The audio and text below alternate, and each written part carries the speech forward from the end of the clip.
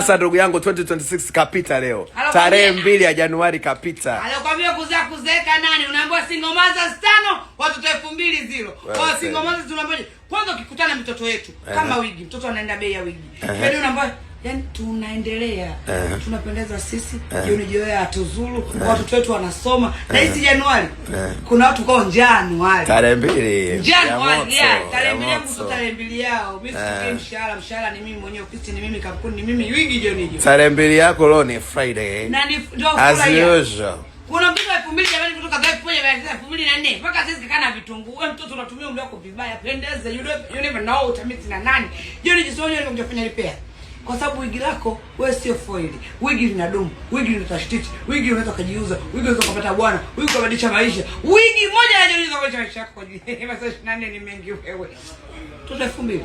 Shauri akombe na mtoto kama mtoto wako.